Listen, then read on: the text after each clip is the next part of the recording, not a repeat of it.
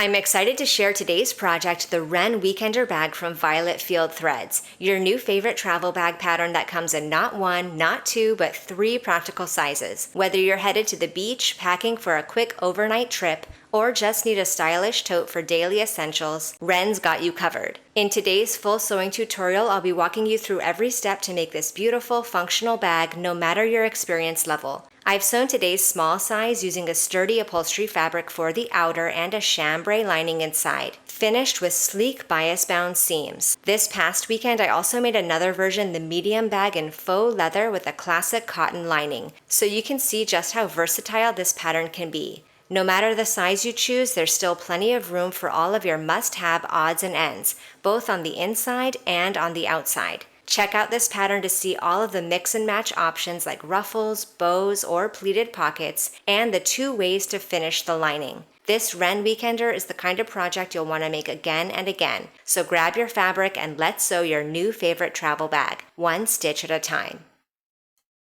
Here is my exterior front and back pocket short binding. I'm going to fold and press the top and bottom edges to the wrong side by 1/2 inch. Then we'll also press it in half lengthwise. I'm going to encase the top raw edge of one of my exterior front and back pockets and pin in place. Then we'll edge stitch along the bottom folded edge so that as we sew, we're also catching the opposite folded edge.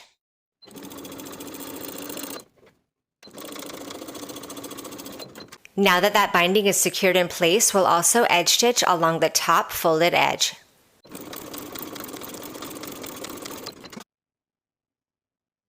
I've marked the middle of the bottom of my exterior pocket as well as the middle of the bottom of my main panel.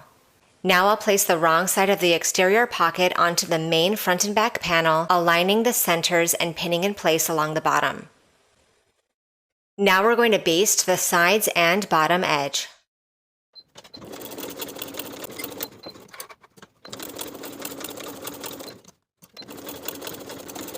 I've applied interfacing to the wrong side of my strap piece. Now I'm going to quickly mark the center straight across.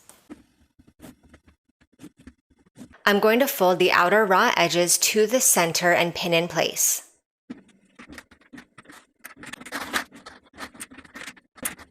Now that I have both of the raw edges folded to the center, I'm going to fold this strip in half and pin.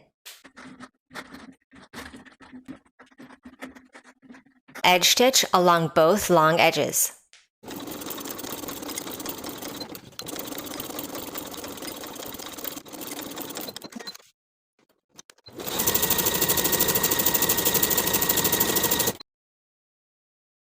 Here is my main panel once again, and I'll note that I have applied fusible fleece to the back. I'll place the strap right sides together with the front panel and the pocket so that it's centered along that raw pocket seam. And the bottom edges align. Pin in place along the bottom and top. For the small bag, I'm going to make a marking on the strap that's 1 inch above the top finished edge of the pocket.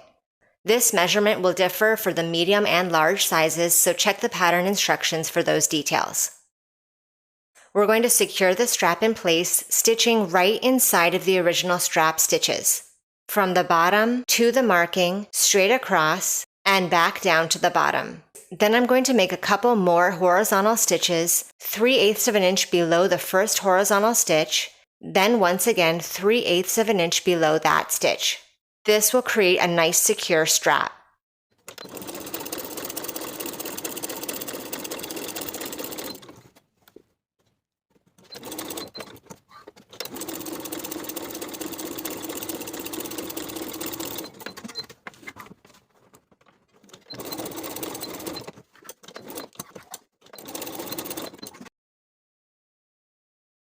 Now we're going to repeat the same steps to secure the strap to the opposite side of the pocket.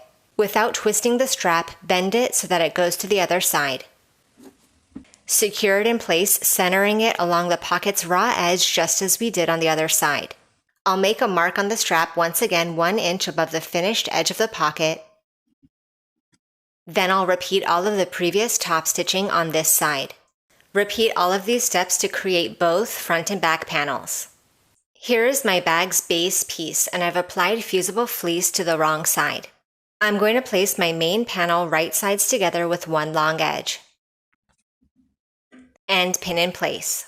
Sew with a 1/2 inch seam allowance and press the seam open.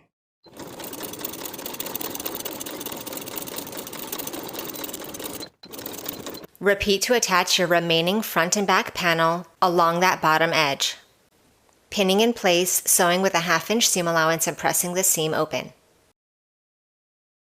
Here is my interior pocket and my interior pocket binding. We're going to prepare the binding in the same way as we did for the exterior pocket.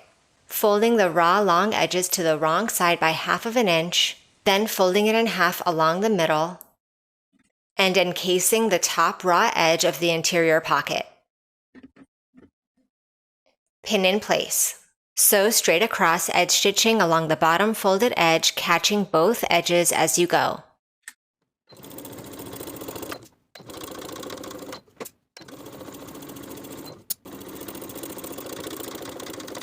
Also edge stitch that top folded edge.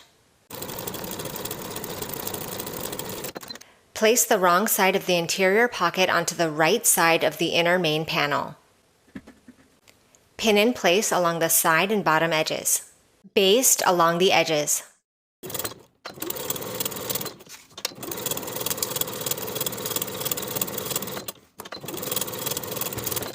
To create separate pouches, we're going to measure from the side edge along the bottom of the binding, 3.5 inches for the size small. For the size medium and large, the measures will differ. Check the pattern instructions.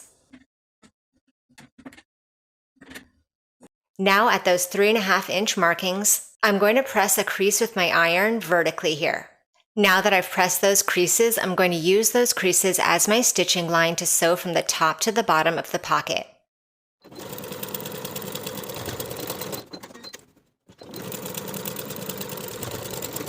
Repeat to create both pocketed inner main panels. Then we'll attach the base lining to the main panel lining in the same way as we did for the exterior pieces. Right sides together along the bottom edge, pinning in place, sewing with a 1/2 inch seam allowance and pressing the seam open, and repeating for both panels. Now I'm going to place my joined lining pieces wrong sides together with the main exterior pieces and pin around the outer edges. Then we'll baste all the way around with a 1/2 inch seam allowance, moving those handles out of the way as you baste.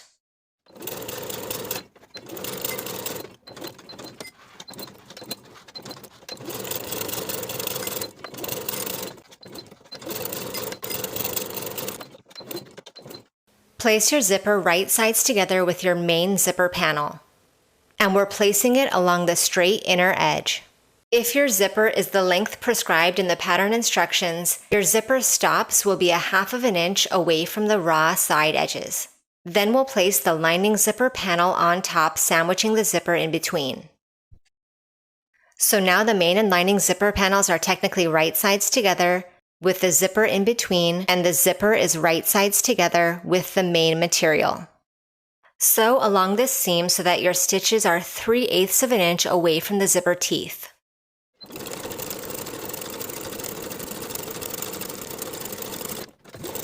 Now we'll open the main and lining pieces away from the zipper and give that seam a good press. I've pinned together the outer edges of the main and lining material, and we're going to top stitch from the right side, catching that lining material as we go. I'm going to be using about a 1/4 inch seam allowance.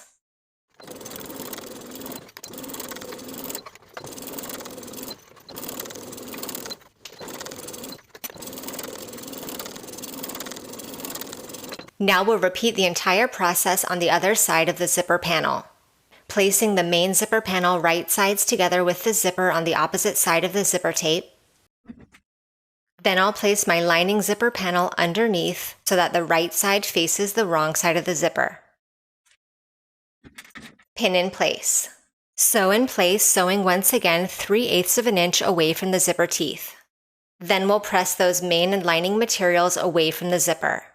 You can pin those raw edges together if it's helpful, Then we're going to top stitch from the right side on the opposite side of the zipper tape in the same way as we did for the previous zipper panel.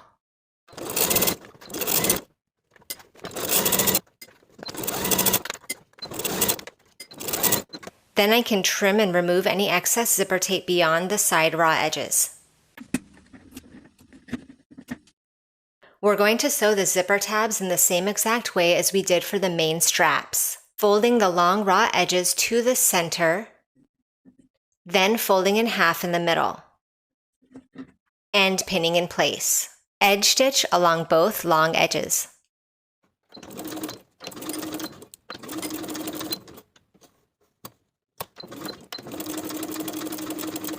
Fold your tab in half, aligning the raw edges.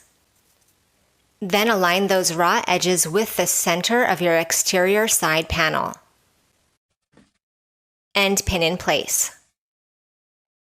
Baste to secure.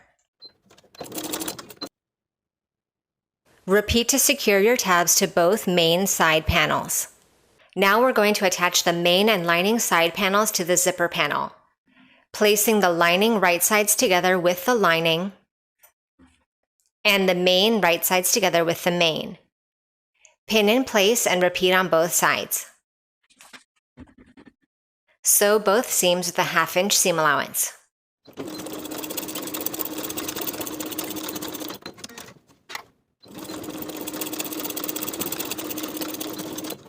Then we'll open out the main and lining side panel pieces away from the zipper panel so that they're wrong sides together, and we're going to top stitch these seams on the panel side. I'm going to be using about a 1/4 inch seam allowance.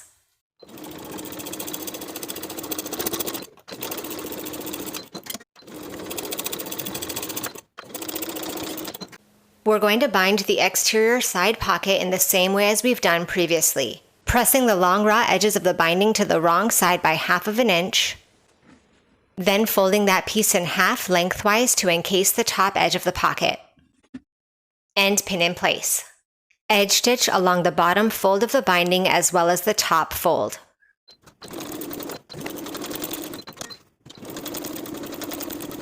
Repeat to bind the top edges for both side pockets. Place the wrong side of the side pockets onto the right side of the side panel pieces.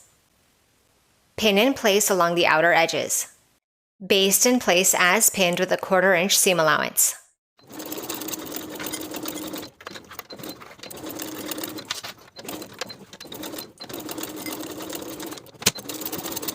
I've marked the center of my main panels as well as the center of the base panel just using pins. And I've done the same to mark the centers of the zipper panel as well as the centers of those side panels.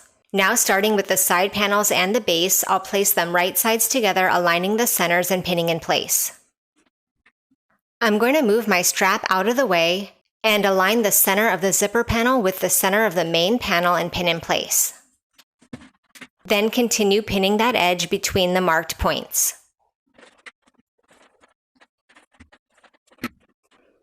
I'll continue pinning my way around, once again aligning the center of my side panel with the center of the base, right sides together, then pin between those points. Then I'll move that strap out of the way once again, pin the opposite side of the zipper panel to the opposite side of the upper main. Then fill in those pins. Now we can sew everything together as pinned with a 1/2 inch seam allowance, which will fall in line with our original basting stitches when we attached the main and lining pieces together.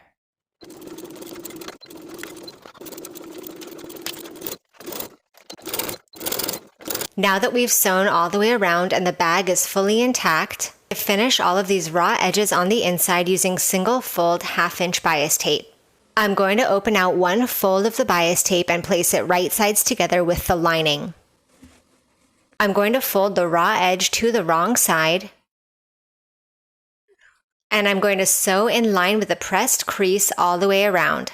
Once I'm back where I started, I'll allow the bias tape to overlap that folded edge and snip off the excess.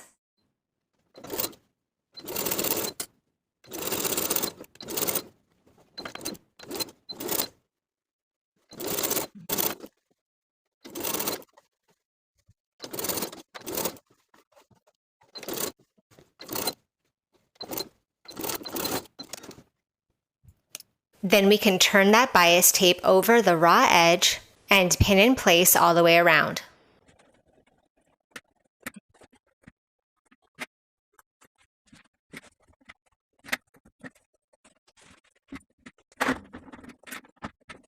Then we'll sew the bias tape along the same stitching line stitching in the ditch so that we catch the opposite edge all the way around.